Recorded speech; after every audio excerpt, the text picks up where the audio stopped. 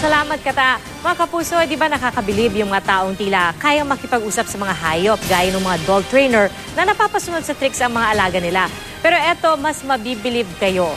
May lalaki kasi sa South Africa na kayang magpaamo ng leyon at hyena. Kilalanin ng Lion Whisperer sa pagtutok ni Trisha Zafra.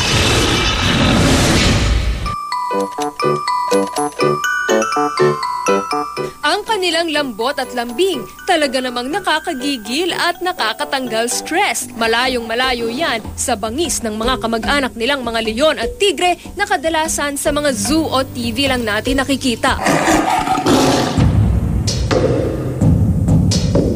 Kaya talagang nakakamangha ang ginagawa ng South Africa na si Kevin Richardson, ang tinaguriang Lion Whisperer.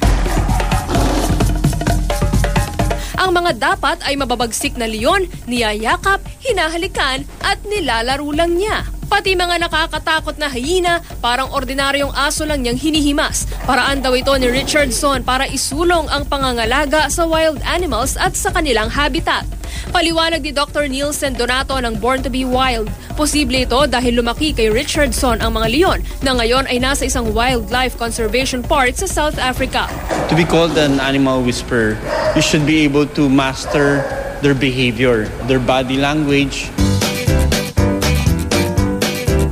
Dito sa Manila Zoo, may leyon din na magiliw makipaglaro sa kanyang mga tagapag-alaga, ang 8-month-old male African lion na si Rafi.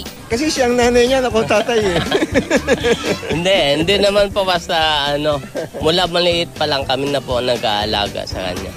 Pero paalala ng pamunuan ng zoo, sa kanyang mga tagapag-alaga lang mabait ang leyon at maski sila, bawal pumasok sa kulungan. Hindi namin sila talagang tinitame. Ayaw namin ipakita sa tao na magandang pets ang wild animal.